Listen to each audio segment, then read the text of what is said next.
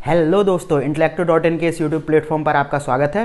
और आज की इस सब्जेक्ट वाइज स्ट्रेटजी की वीडियो में हम लोग समझेंगे कि यूपी पीसीएस और आरओ के लिए आधुनिक इतिहास यानी कि मॉडर्न हिस्ट्री को किस प्रकार से तैयार किया जाए।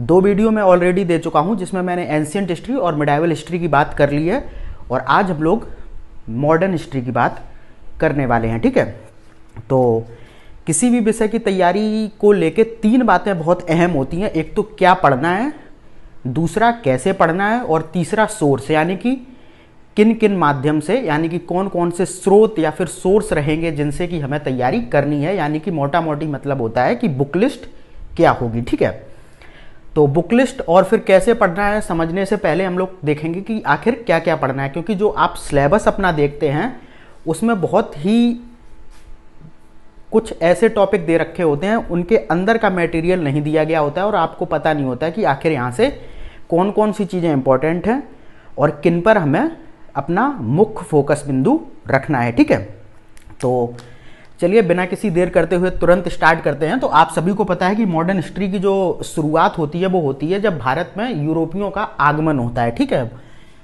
तो सबसे पहले आपको यही पढ़ना है कि भारत में यूरोपियों का आगमन। ठीक है, और यहाँ पर आपको फोकस कहाँ पर करना है, एक तो इनका क्रम, एक तो इनके आने का क्रम, दूसरा इनकी व्यापारिक कंपनी की स्थापना का क्रम आपको बहुत अच्छे से पता होना चाहिए। कहाँ कहाँ पर इन्होंने फैक्ट्री या फिर उनको कोठी बोलते थे, व्यापारिक कोठी, ठीक है, वो कहाँ पर इनकी स्थापित थी और इन यूरोपीय जो भी आए थे इनके बीच में कौन कौन से युद्ध हुए, इन चीज़ों पर आपको फोकस करना है। ठीक है, उसके बाद जब सभी यूरोपीय शक्तियों को हराकर अंग्रेज भारत में अपनी सर्वोच्चता स्थापित करेंगे, उसके बाद आप देखेंगे कि अंग्रेजों के साम्राज्य का प्रसार होगा। इस क्रम में आपको पढ़ना है कि कैसे उन्होंने बंगाल को जीता, कैसे मैसूर को जीता और जो क्षेत्र रह गए थे उन पर किस प्रकार से प्रशासनिक नीति द्वारा उन्होंने कब्जा कर लिया। कब्जा शब्द ही सही होगा। ठीक है, तो कैसे उन्होंने कब्जा किया। तो अब यहाँ पर आपको बंगाल विजय, मैसूर विजय और जो उनकी प्रशासनिक नीतियाँ थीं जैसे कि रिंग फेंस की नीति, जो डलहौजी की डॉक्ट्राइन ऑफ लैप्स की नीति थी, उन चीज़ों के बारे में आपको पढ़ना है। और जब आप आंग्ल और मैसूर युद्ध के बारे में पढ़ रहे होंगे तो आपको टीपू सुल्तान पर अपना मुख्य फोकस रखना है। ठीक है, टीपू सुल्तान से बहुत ज़्यादा क्वेश्चन यहाँ से पूछे गए हैं। ठीक है, इसके बाद आपको पढ़ना है कि ब्रिटिश शासन के खिलाफ जो विद्रोह हुए थे, चाहे वो क्षेत्रीय विद्रोह हो या फिर 1857 की क्रांति हो। तो सबसे पहले हम बात करेंगे कि भारत में जो ब्रिटिश साम्राज्य के खिलाफ जो विभिन्न क्षेत्रों में विद्रोह हुए थे, तो इनसे क्वेश्चन हर बार यूपी पीसीएस आरओ पूछता है और यहाँ से मोस्टली क्वेश्चन आता है मिलान के लिए। ठीक है, तो यहाँ पर आपको मुख्य फोकस कहाँ पर रखना है, एक तो किस क्षेत्र में विद्रोह हुआ था, ठीक है, उसके बाद कब हुआ था, कब यानी कि कब हुआ था और समाप्ति कब हुई थी। दोनों ही चीज़ें आपको बहुत अच्छी तरीके से पता होनी चाहिए। और विद्रोह का नेतृत्व किसने किया था। ठीक है, ये चीज़ें आपके मुख्य फोकस बिंदु में होनी चाहिए और मोस्टली क्वेश्चन यहीं से मिलान के लिए आता है। इसके बाद हम लोग जब देखेंगे कि विभिन्न क्षेत्रों में ब्रिटिश शासन के खिलाफ विद्रोह हो रहे थे, वहीं पर एक बड़ी क्रांति हुई थी 1857 की क्रांति, आप सभी को पता है। तो 1857 की क्रांति को आपको बहुत डिटेल से पढ़ना है। और एक चीज़ मैं बता दूं, मॉडर्न हिस्ट्री को आपको बहुत अच्छी तरीके से तैयार करना है। यहाँ से अगर क्वेश्चंस की संख्या की बात करें तो लगभग यूपी पीसीएस में 13 से 15 क्वेश्चन और आरओ में बात करें तो 10 से 12 क्वेश्चन यहाँ से सीधे पूछे जाते हैं। और एक चीज़ और मैं बता दूं कि क्वेश्चन की संख्या जो है वो यहाँ से सर्वाधिक है। जब से कांग्रेस की स्थापना होती है उसके बाद से जो 1947 तक यानी कि आज़ादी तक का जो मॉडर्न हिस्ट्री है यानी कि आधुनिक इतिहास है, वहाँ से क्वेश्चन ज़्यादा बनते हैं। यानी कि मोटा मोटी मैं बोलूँ आपसे तो जो स्वतंत्रता संग्राम आंदोलन है, क्वेश्चन सर्वाधिक वहाँ से बनते हैं। इन जगहों से क्वेश्चन थोड़े से कम आते हैं। ठीक है, तो हम लोग बात कर रहे थे 1857 की क्रांति की। तो यहाँ पर हम लोग देखेंगे कि आप पढ़ेंगे तो पूरा देखिए, जो भी टॉपिक यहाँ पर लिखा है उसको आपको पूरा पढ़ना है। जो चीज़ें मैं अलग से बता रहा हूँ उनका मतलब यह है कि आपको अपना फोकस उन बिंदु पर केंद्रित करना है। तो 1857 की क्रांति के संदर्भ में आप देखेंगे क्षेत्र कौन कौन से क्षेत्रों में यह विद्रोह हुआ था और वहाँ पर इस विद्रोह का नेतृत्व किसने किया था, ठीक है, कौन सा वहाँ पर ब्रिटिश ऑफिसर था जिसने दमन किया, या फिर कौन ब्रिटिश ऑफिसर वहाँ पर विद्रोह के दौरान मारा गया। और इस क्रांति के संदर्भ में कथन के संदर्भ में भी क्वेश्चन बन जाता है, जैसे कोई इसे सैनिक विद्रोह बोलता है, कोई इसे राष्ट्रीय स्वतंत्रता संग्राम का प्रथम आंदोलन बोलता है। तो इस तरीके से बहुत से कथन भारतीयों और विभिन्न अंग्रेज इतिहासकारों ने 1857 की क्रांति के संदर्भ में कहे हैं, तो ये भी आपको पढ़ने हैं, ठीक है। इसके बाद देखेंगे कि जो भारत, आधुनिक भारत में जो सामाजिक एवं धार्मिक सुधार आंदोलन था उसको आपको बहुत अच्छे से पढ़ना है। वहाँ से क्वेश्चन हर बार पूछा जाता है, ठीक है। मैं जोर दे के इस बात को बोल रहा हूँ कि हर बार क्वेश्चन आता है, ठीक है। और ये काफ़ी एक लेंदी टॉपिक है, तो इसको आपको बहुत अच्छे से समझते हुए पढ़ना है। और जो आपका मुख्य फोकस बिंदु होगा वो होगा राजा राम मोहन राय, स्वामी विवेकानंद और दयानंद सरस्वती, इनके ऊपर। और इन्होंने जो सामाजिक सुधार के लिए जो संस्थाएं स्थापित की थी, जैसे कि राजा राम मोहन राय ने ब्रह्म समाज का स्थापना की थी, और वहीं जैसे दयानंद सरस्वती ने आर्य समाज की स्थापना की थी। तो इन तीनों पर आपको राजा राम मोहन राय, स्वामी विवेकानंद और दयानंद सरस्वती के ऊपर आपको मुख्य फोकस रखना है, ठीक है। इसके बाद आप देखेंगे कि जो कांग्रेस से पूर्व महत्वपूर्ण राजनीतिक संगठन थे, फिर आपको उसके बारे में पढ़ना है, ठीक है। आज मैं थोड़ा फास्ट चल रहा हूँ क्योंकि जो वीडियो की टाइमिंग है वो काफ़ी लंबी हो जाती है, तो वो सही नहीं रहता है, ठीक है। स्ट्रेटजी का मतलब है तुरंत एकदम क्विक आप पकड़िए और अपनी तैयारी में जुटिए, ठीक है। तो इसके बाद क्या मैंने बताया था आपको, कांग्रेस से पूर्व जो राजनीतिक संगठन थे उनके बारे में आपको पढ़ना है। और वहाँ से आपको देखिए सिर्फ 3 चीज़ें पढ़नी है। वहाँ से आज तक मैंने जितना भी एनालिसिस किया है, क्वेश्चन बहुत ज़्यादा डिटेल में नहीं पूछा गया है। वहाँ से मोस्टली ये पूछा जाता है किसी भी संगठन को किसने स्थापित किया, ठीक है, कब स्थापित किया और कहाँ स्थापित किया। एक चीज़ और, उनके थोड़ा सदस्यों के बारे में और देख लीजिए कि किस संगठन के कौन कौन से सदस्य थे, ठीक है। इसके बाद आप देखेंगे कि कांग्रेस की स्थापना 1885 में हो जाएगी। तो स्थापना की जितनी भी प्रक्रिया थी उसको आपको बहुत अच्छी तरीके से पढ़ना है। और जो 5-6 इनके शुरुआती अधिवेशन थे उनको आपको बहुत डिटेल से पढ़ना है, कौन से अध्यक्ष थे, क्या क्या उसमें काम हुए, ठीक है। इन सब चीज़ों के बारे में आपको पढ़ना है। और फिर आप देखेंगे कि स्वतंत्रता संग्राम का प्रथम चरण की शुरुआत हो जाएगी। तो ये आपको पता ही है कि इस चरण में उदारवादियों के हाथों में कांग्रेस की कमान थी। तो 1885 से 1905 का ये चरण था, लेकिन यहाँ से क्वेश्चन नहीं बनते हैं क्योंकि इस चरण की कोई महत्वपूर्ण उपलब्धि नहीं थी जिसे कि बहुत ज़्यादा चर्चा मिल सके, ठीक है। तो यहाँ से तो क्वेश्चन बनते नहीं। फिर उसके बाद क्या होता है, 1905 से 1919 तक स्वतंत्रता संग्राम का द्वितीय चरण चलता है। इसमें मैं आपको बता देता हूँ कि कौन कौन से ऐसे टॉपिक हैं जिनमें आपको फोकस करना है, ठीक है। तो सबसे पहले आप देखेंगे 1905 में बंगाल विभाजन ही होता है। तो बंगाल विभाजन और उसके विरोध में चलाया गया स्वदेशी आंदोलन, बहुत ही डिटेल से पढ़ना है, ठीक है। उसके बाद आप देखेंगे कि 1907 में सूरत अधिवेशन में नरम दल और गरम दल का विभाजन हो जाता है। तो सूरत अधिवेशन यानी कि सूरत विभाजन को बहुत अच्छी तरीके से देखेंगे। इसके बाद आप देखेंगे कि उग्रवादियों का उद्भव होता है और जो भारत व विश्व में उग्रवादी क्रांतिकारी या फिर कह लें जो घटनाएं होती हैं उनके विषय में आपको पढ़ना है। जैसे कि बहुत सी यहाँ पर देखेंगे समिति स्थापित की गई थी, बहुत से संगठन स्थापित किए गए थे। जैसे कि आप देखेंगे अभिनव भारत अनुशीलन समिति, भारत माता समिति, गदर पार्टी, ठीक है, और इंडियन होम रूल सोसाइटी जो लंदन में स्थापित की गई थी। तो इस तरीके की जितनी भी स्थापनाएं हैं जिन्होंने क्रांतिकारी घटनाओं को अंजाम दिया था उनके विषय में आपको बहुत ही अच्छे से पढ़ना है। उसके बाद आप देखेंगे कि मुस्लिम लीग की स्थापना होगी।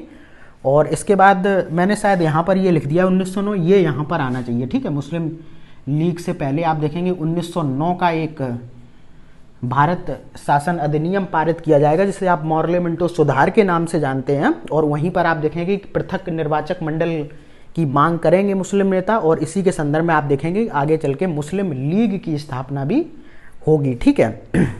तो ये दो चीज़ें हैं। उसके बाद आप देखेंगे कि जो एनी बेसेंट और फिर बाल गंगाधर तिलक द्वारा जो होम रूल आंदोलन चलाया गया था, तो उसके विषय में आपको पढ़ना है। फिर आप देखेंगे कि 1916 में लखनऊ में अधिवेशन होता है, वहाँ पर लखनऊ पैक्ट के बारे में आपको बहुत ही अच्छी तरीके से पढ़ना है। उसके बाद ये मैंने आपको यहाँ पर भी बता दिया 1909 और जो 1919 का भारत शासन अधिनियम और भारत परिषद जो अधिनियम था, उसके विषय में आपको बहुत ही अच्छी तरीके से पढ़ना है। 1909 वाले को बोलते हैं मॉर्लेमेंटो और यहाँ पर 1919 को बोलते हैं मॉन्टेग्यू चेम्सफोर्ड रिफॉर्म, ठीक है। इसके बाद आप देखेंगे कि 1915 की तरफ भारत में गांधी जी का आगमन हो जाता है, तो गांधी जी के बारे में और जो उनकी गतिविधियां दक्षिण अफ्रीका में रही थी उनके बारे में, ठीक है। और जो गांधी जी के प्रारंभिक आंदोलन थे, जैसे कि आपको पता ही है चंपारण आंदोलन था, नील वाला मामला जो वहाँ पर चल रहा था। उसके बाद आप देखेंगे अहमदाबाद मिल हड़ताल थी, ठीक है, और भी था एक आध दो रॉलेट सत्याग्रह था। इन चीज़ों के बारे में आपको, यानी कहने का मतलब है जो भी इनके प्रारंभिक आंदोलन थे इनके बारे में आपको बहुत ही अच्छी तरीके से पढ़ना है। रॉलेट एक्ट आ जाएगा, उसके बारे में पढ़ना है। फिर आप देखेंगे कि एक बहुत बड़ी नरसंहार होगा, जलियांवाला बाग हत्याकांड, इसके बारे में आपको बहुत ही डिटेल से पढ़ना है। तो ये घटनाएं हैं जिनको आपको स्वतंत्रता संग्राम के द्वितीय चरण यानी कि 1905 से 1919 के बीच में पढ़ना है। इसके बाद 1919 के बाद स्वतंत्रता संघर्ष का तृतीय चरण स्टार्ट हो जाएगा। तो यहाँ पर आप देखेंगे 1919 और से 1922 तक आप खिलाफत और असहयोग आंदोलन के बारे में पढ़ेंगे। फिर चौरा चौरी कांड हो जाएगा, ठीक है। फिर स्वराज पार्टी का गठन होगा, इसके बारे में आपको पढ़ना है। फिर काकोरी केस आएगा, इसको बहुत डिटेल से पढ़ना है। फिर आप देखेंगे कि केंद्रीय विधानसभा में बम विस्फोट हो जाएगा भगत सिंह द्वारा, इसको आपको अच्छे से पढ़ना है। फिर आप देखेंगे कि बंगाल में सूरसेन द्वारा चटगांव में, जो कि बांग्लादेश में है वर्तमान में, यहाँ पर चटगांव जो शस्त्रागार लूट थी उसको आपको सही से पढ़ना है क्योंकि क्वेश्चन वहाँ से काफ़ी पूछे गए हैं। इसके बाद आती है साइमन कमीशन, उसके बारे में तो आपको पता ही है, बहुत ही फेमस टॉपिक है, यहाँ से भी क्वेश्चन बनते हैं। साइमन कमीशन के विरोध में फिर नेहरू रिपोर्ट आएगी, इसको आपको बहुत अच्छे से पढ़ना है। फिर आप देखेंगे कि नेहरू रिपोर्ट के बाद में लाहौर में 1929 का अधिवेशन होगा, इसमें पूर्ण स्वराज्य की मांग होगी, इसको बहुत अच्छे से पढ़ना है, ठीक है। फिर गांधी जी सबने अवज्ञा आंदोलन शुरू करने से पहले दांडी मार्च करेंगे, फिर सबने अवज्ञा आंदोलन स्टार्ट होगा, इसको बहुत अच्छे से पढ़ना है। फिर गोलमेज सम्मेलन होंगे 3, इनको बहुत अच्छे से पढ़ना है।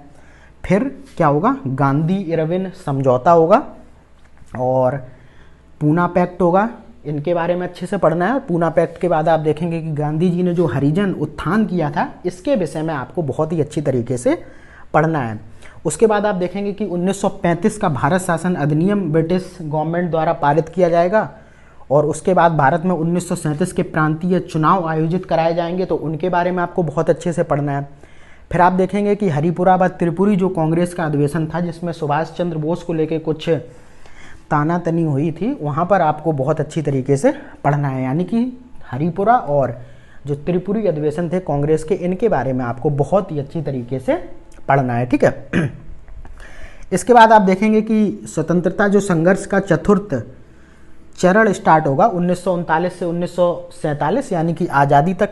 इनमें आपको क्या क्या पढ़ना है, इसमें आप देखेंगे कि पाकिस्तान प्रस्ताव पारित किया जाएगा, अगस्त प्रस्ताव लाया जाएगा, ठीक है। इन दोनों के बारे में बहुत अच्छी तरीके से पढ़ना है। फिर आप देखेंगे कि व्यक्तिगत सत्याग्रह आयोजित किया जाएगा, तो इसको आपको बहुत अच्छी तरीके से पढ़ना है। फिर 1942 में, सॉरी उससे पहले आपको क्रिप्स मिशन पढ़ना है। फिर भारत छोड़ो आंदोलन को बहुत अच्छी तरीके से पढ़ना है।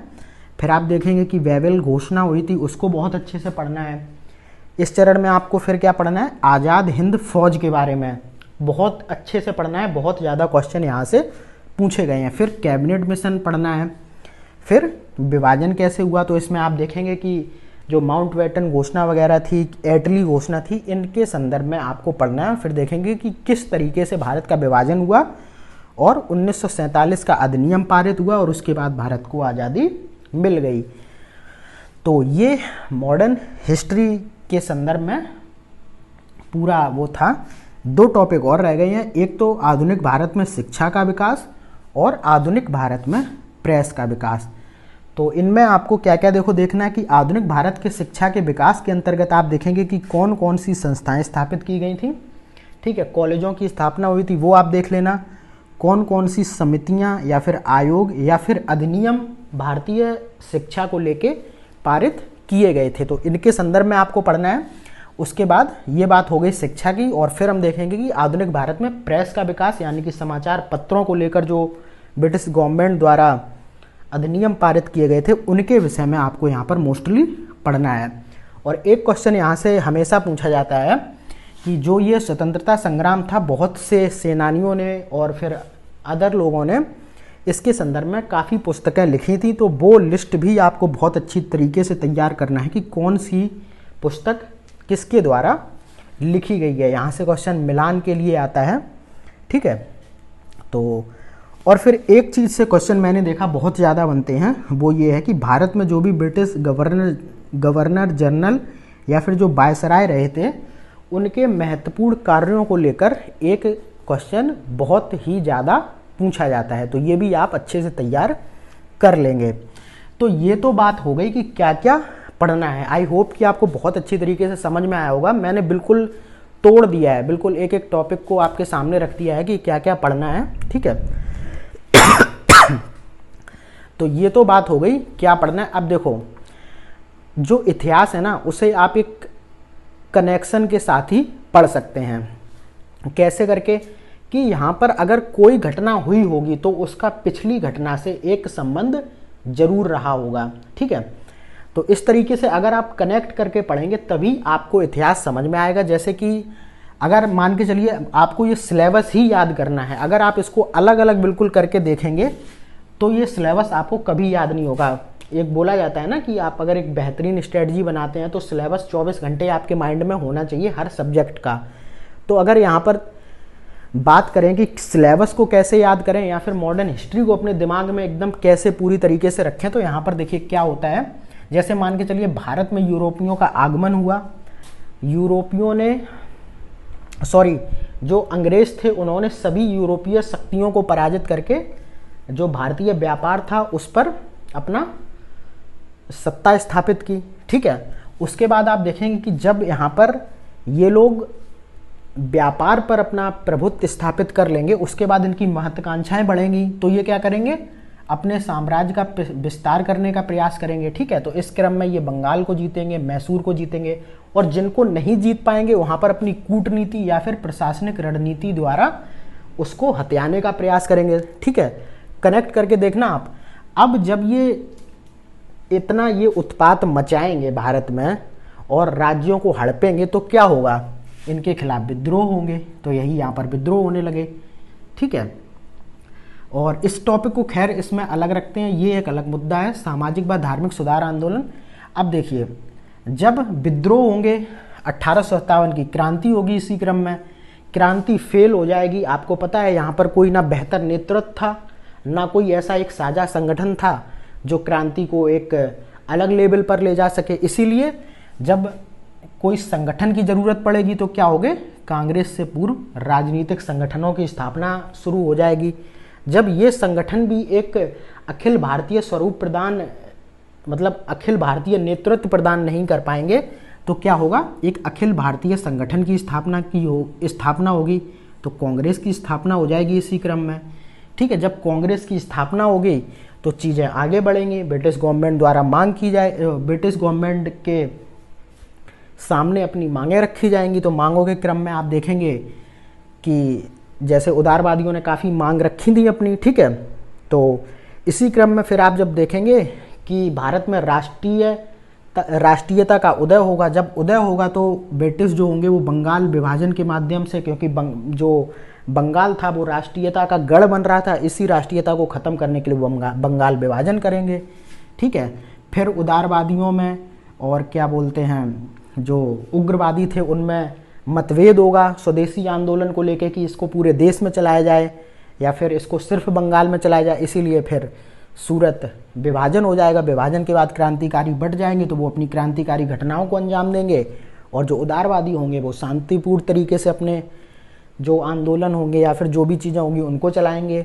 इस तरीके से आप देखेंगे कि फिर हिंदू मुस्लिम में थोड़ा बंटवारा टाइप का होगा तो मुस्लिम लीग की स्थापना होगी। तो कहने का मतलब ये है कि हर एक घटना के पीछे कोई ना कोई कारण जरूर रहा होगा। कहने का मतलब है कि पिछली जो घटना होगी वो अगले घटने का कारण बनेगी, ठीक है। यही होता है यहाँ पर इतिहास में, ठीक है। तो आपको इसी तरीके से कनेक्ट करके पढ़ना है कि जैसे यूरोप आएंगे, मैंने ये आपको कनेक्ट करके भी बताया था ना, इसी तरीके से आप पूरे सिलेबस को और आधुनिक इतिहास के पूरे घटनाक्रम को बहुत ही अच्छी तरीके से याद रख सकते हैं, ठीक है। जैसे कि यहाँ से कनेक्ट करना हो, गोलमेज सम्मेलन और गांधी, पहले सम्मेलन में कांग्रेस जाएगी नहीं, फिर दूसरे में गांधी इरविन समझौता होगा, तो फिर दूसरे सम्मेलन में गांधी जी कांग्रेस की तरफ से द्वितीय गोलमेज सम्मेलन में भागने जाएंगे, ठीक है। तो ये चीज़ें हैं कि आपस में आपको चीज़ों को कनेक्ट करना होगा, और अगर एक बार आप कनेक्ट करना सीख गए तो आपको फिर इतिहास में दिक्कत नहीं होगी। इतिहास का या फिर किसी भी सब्जेक्ट की बात करें तो आपको दिक्कत नहीं होगी, क्योंकि कॉन्सेप्ट अगर आप एक बार पकड़ गए तो फैक्ट रटने में इतनी दिक्कत नहीं होगी, क्योंकि कॉन्सेप्ट के अंतर्गत ही फैक्ट आते हैं, कोई फैक्ट अलग से नहीं होते हैं, ठीक है। तो ये थी वीडियो अपनी आधुनिक इतिहास के स्ट्रेटजी की। और अब अगर बुक लिस्ट की बात की जाए तो बुक लिस्ट में मैं आपको बताता हूँ। देखिए मैं किताबें लेकर आया हूँ। एक तो आप ये पढ़ सकते हैं आधुनिक इतिहास की बिपिन चंद्रा, काफ़ी अच्छी किताब है, कॉन्सेप्चुअल लेवल पर लिखी गई है। और एक आप ये पढ़ सकते हैं आधुनिक भारत का इतिहास, स्पेक्ट्रम पब्लिकेशन की किताब है ये, राजीव अहीर जी द्वारा लिखी गई है। तो इन दो किताबों को आप देख सकते हैं, और फैक्ट के लिए आप जो घटना चक्र पूर्वावलोकन आता है उसको देखेंगे, ठीक है।